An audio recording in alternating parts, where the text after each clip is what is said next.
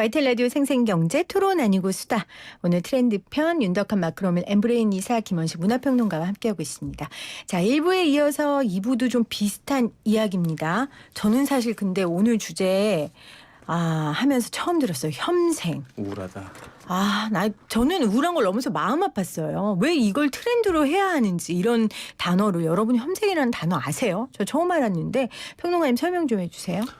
네, 혐생이라는 것 사실 생자가 들어가는 게 많잖아요. 그 중에 하나가 이생망 이렇게 유행어가 있었잖아요. 그 뒤에 나온 이번 게 생은 망했다. 네, 이번 생은 망했다인데 여기서 이 혐오스러운 인생, 혐오스러운 자기 삶을 이야기하는 거라고 볼 수가 있겠는데 혐생 자체가 이제 주제는 아니고요. 이제 그걸 극복하기 위한 하나의 그런 행위로 덕질하는 생, 그래서 덕생 이게 또 이제 언론에 보도가 되면서 또 설왕설래하고 있는 것 같습니다. 덕질 설명해 주세요. 덕질이라는 것은 어떻게 보면 예전에 이제 자기가 좋아하는 대상에 대해서 굉장히 마니아틱하게 선호하는 행위를 말하죠. 그래서 오타쿠에서 와가지고 오덕 이렇게 연관이 되고 거기서 덕자만 떼가지고 덕질이다. 그리고 덕질하는 생 같은 경우에는 그걸 이제 한평생 덕질하는 인생 이렇게 이제 얘기하는 건데 덕생. 덕질하는 건 결국에는 혐생이라고 하는 굉장히 부정적인 그런 상황들을 자기가 좋아하는 것을 굉장히 빠져들면서 이제 견디는 즐기는 이런 이제 용어로 쓰이고 있습니다. 자, 이사님, 네. 이 혐생과 덕생의 상관관계, 연관관계 어떤 게 있습니까? 제 이름이 덕환인데 어쨌든 죄송합니다.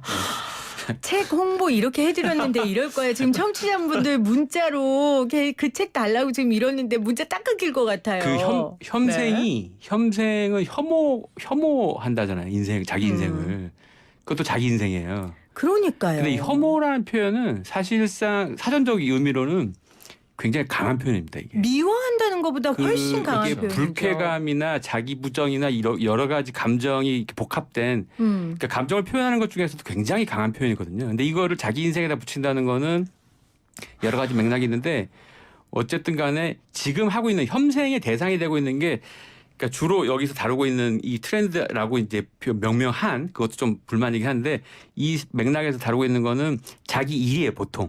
직장인들은 자기 회사나 이런 것들을 혐생의 대상으로 보고 예를 들면 저 같은 경우는 생생경제 YTN. 진행하는 이 일 자체를 그렇죠. 혐생으로 여긴다는 혐생으로 거잖아요. 여기는 사람들이 많다는 걸 전제하고 있는 거고 학생들은 공부나 이런 입시나 학교 생활 이런 것들을 혐생의 대상으로 놓고 있는 건데 자기 정체성에 맞는 일을 기본적으로 부정한다는 정서를 깔고 있어요. 그리고 그걸 피할 대상으로 덕질. 그러니까 자기가 좋아하는 것들에 몰입할 수 있는 대상을 찾아간다는 이 두 가지 맥락이 연결돼 있는데 저는 이 현상의 이면에는 일단은 외적 기준에 맞추지 못하는 자기 인생에 대한 자기 혐오가 좀 들어가 있다 봅니다. 기본적으로 자기 인생을 이렇게까지 혐오한다는 거는 왜 어떤 식의 기준이라는 게 전제가 돼야 돼요. 근데 그 기준이 뭐냐? 사회적 성공에 대한 외적 기준이에요. 근데 이거를 못 맞추는 사람들이 그만큼 많다는 거죠. 자기 눈높이가 굉장히 높거나 자기 자신에 대한 자각, 내가 뭘 잘할 수 있다는 것에 대한 자각이 조금 부족할 때 이런 식의 이제 괴리감이 생긴다는 건데 그 괴리감을 뭘로 메꾸냐? 이런 식의 이제 소비 행동으로 메꾸라는 거예요. 거기에 피해서 당신 일정 고생했으니까 하기 싫은 거 억지로 열심히 했으니까 이걸로 보상 심리가 보상을 있는 해. 거군요. 근데 이 과정은 어쩔 수 없이 이제 소외감이나 결핍 같은 걸 낳습니다. 근데 소비로 메꿔지지 않아요. 이 행동은 궁극적으로. 네. 그래서 이거 한번 생각을 해봐야 됩니다. 평론가님. 네. 근데 이제 소비가 사실은 모든 깔때기의 어떤 핵심이라고 되게 얘기할 정도로 연결이 되는데 사실 덕질 같은 경우에도 그냥 자기가 좋아하는 걸 하다 보면은 자기 만족감을 추구하게 되고 말씀하신 대로 이제 이생망, 혐생 이런 심리를 좀 탈출할 수 있는 탈출구로 보이기 때문에 이런 덕질에 빠져든다 이렇게 볼 수가 있겠는데 요즘에 그런 팬 문화 같은 경우에도 많이 바뀌었어요. 네. 예전과 같은 경우는 단순히 이렇게 좋아하는 수준이었는데요. 지금은 그런 수준이 아니고 그 사람을 성공시키는 쪽으로 많이 가고 있습니다. 예를 들면 BTS 많이 얘기하지만 BTS의 그 핵심에는 덕질이 있어요. 맞아요. 덕질의 기본적인 특징은 뭐냐면 단순히 좋아하는 게 아니고요. 성공시켜야 돼요. BTS 그래미까지 보내야 돼요. 그래미까지 보낼 때까지 계속됩니다. 그거는 아까 말한 내가 이 현실에서 만족하지 못하고 나는 못하는 성공을 너는 할 수 있다라고 투영하는 근데 이제 건가요? 그 전제 조건이 뭐냐면 예를 들면 말씀하신 대로 내가 못하니까 상대방이 해야 된다. 근데 상대방은 더 이상 어떤 우월자가 아니에요. 다 비슷한 정서를 가지고 있고 상황인 사람들을 어떤 팬의 대상으로 팬심의 대상으로 삼는 거죠.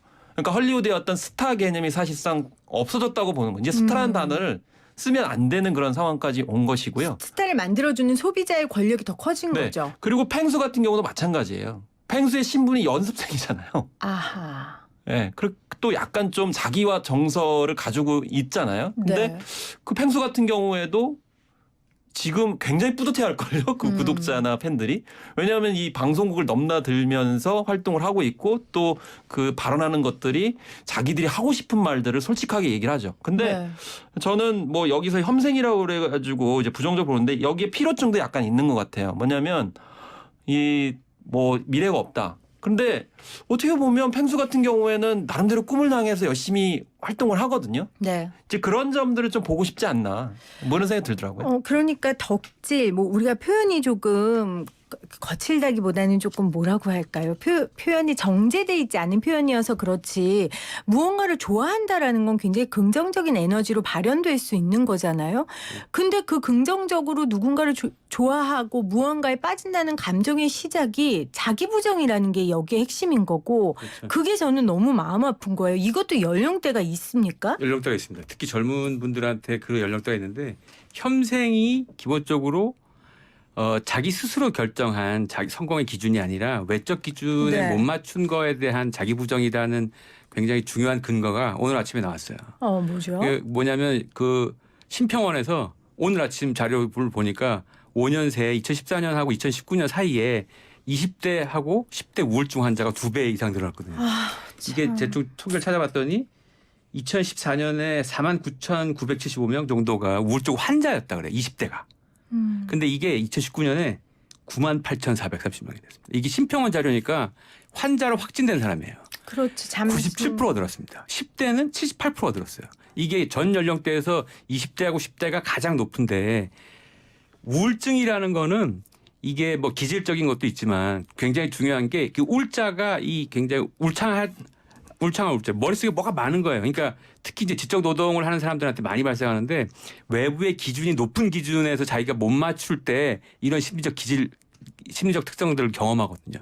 아니 네. 그러면 그래서 10대는 이제 대학이라는 입시 그거야말로 정말 사람을 1등부터 10등까지 쭉 세우는 거 아닙니까? 네네. 그러니까 그 기준에 맞추는 스트레스가 있는 거고 20대는 이제 취업이나 뭐 결혼 이런 게 있을 거고요. 그러면 평론가님 저는 근데 이런 생각이 들어요. 이 방송 저는 지금 마음이 너무 무거운데 우리 얘기 들으면서 20대들은 뭘 그렇게 심각해 그냥 하는 말이야 그냥 트렌드야. 뭘 그 웃자고 한 얘기에 그러세요. 이럴 수도 있다는 생각 들거든요. 아니에요? 약간 좀 여기서 저는 두 가지 점을 말씀드리고자 하는데 처음 이제 말씀드리고자 하는 것은 여기에다 생자가 들어가 있어요. 이생망, 혐생. 근데 제가 과잉 해석일지 모르겠지만 왜 생을 망했다고 할까? 그렇지. 네. 20대가. 자기 자아나 인격적 자체가 혐오한 게 아니고 이 생애 전반이 혐오스럽다 얘기를 하는 거거든요. 그러니까 내가 못나고 내가 못해서가 아니고 난 아무리 해보려고 약간 좀 하는데도 복합적인 거죠. 그렇죠. 정확하게 보면은 지금 자기가 꿈꾸는 사회적 성공 같은 것들이 자기 통제권 바깥에 있다고 생각하는 거예요. 그래서 20대가 공정에 대해 그렇게 예민하고 그렇죠. 이런 게 다 연결되는군요. 그런데 이 자기가 좋아하는 덕질이나 이런 것들은 자기 통제 안에 있거든요. 근데 네. 이게 사회적 성공까지 갈 수 있다고 믿어요. BTS를 그러니까 보면. 누군가를 성공시킬 수도 좋아하고 있고 좋아요 자기가 할 누르고 수도 댓글하고 그걸 소비하는 것 자체 이걸 즐기는 것이 이 친구가 사회적 성공을 하면 대리만족감을 느끼는 거잖아요. 이게 통제 가능하죠. 그러니까 이제 덕질과 그 혐생 같은 것들이 이제 양날의 칼처럼 이렇게 같이 가는 거죠. 그러니까 아까 피디님께서 말씀하신 것처럼 질이라는 단어가 써 있다는 거죠. 덕질. 근데 원래 질이라는 건 별로 좋은 어감을 그렇죠. 가지고 있지는 않아요. 그렇죠. 그런데 겉으로 보면 이게 질이라고 단어가 붙이니까 정말 그걸 혐오하는 것처럼 보이냐?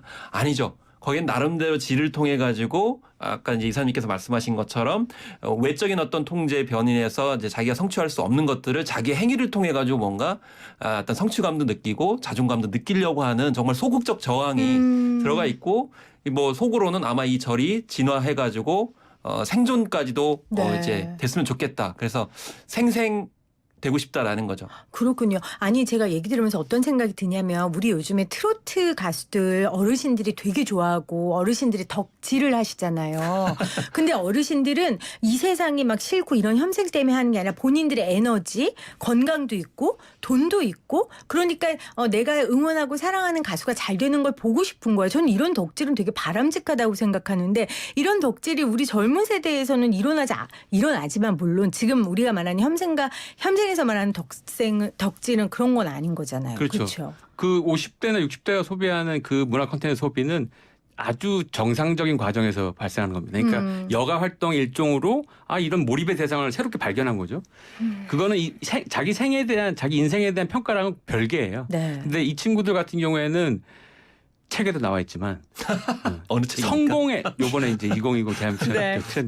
트렌드 모니터. 그렇게 가지 홍보를. 네. 네. 나와 있지만 이 성공의 노력에 의해서 성공해야 된다 또는 모범생에 대한 로망이 굉장히 강합니다. 세대 봤을 때 20대가 가장 높아요. 근데 이것이 철저히 자기 통제 안에 있어야 된다고 생각하는 믿음 같은 게 있어요. 근거가 있냐 없냐와 관계없이. 근데 이것이 통제권 바깥에 있다는 끊임없는 믿음. 아까 이제 김원식 박사님 얘기한 것처럼 외적인 환경 요인으로 봤을 때는 이게 뭔가 손안에 들어오지 않는 거죠. 제가 볼 때는 그 본인이 가지고 있는 성공관 이 자체를 한번 의심해야 돼요. 저는요, 저희가 마무리해야 돼서요. 참 제 얘기를 자꾸 해서 죄송한데, 저는 꿈을 이룬 사람이거든요. 방송 일을 하고 싶었고, 꿈을 이뤘고, 아이 둘을 낳고, 그냥 평범하게 살아요. 그래서 저는 어떻게 생각하냐면, 내가 이룰 성공은 다 이뤘다. 그 다음에 얹혀질 거는 저는 그냥 제 인생의 보너스라고 생각을 해요. 근데 우리 20대들은 제가 그 말한 아주 기본조차가 지금 안 되고 있으니까 직업도 결혼도. 그래서 자꾸 그런 얘기들을 하는 게 아닌가 싶어서 어른의 한 사람으로서 굉장히 마음이 아픕니다. 이게 꼭 무슨 심리상담 프로그램으로 끝나는 것 같아서 참 그렇지만 내년에 좀 이런 게 트렌드가 아니길 간절히 바라면서 오늘의 수다를 좀 마무리하도록 하겠습니다. 김원식 문화평론가 윤덕한 마크로밀 엠브레인 이사였어요. 고맙습니다. 고맙습니다. 네, 감사합니다.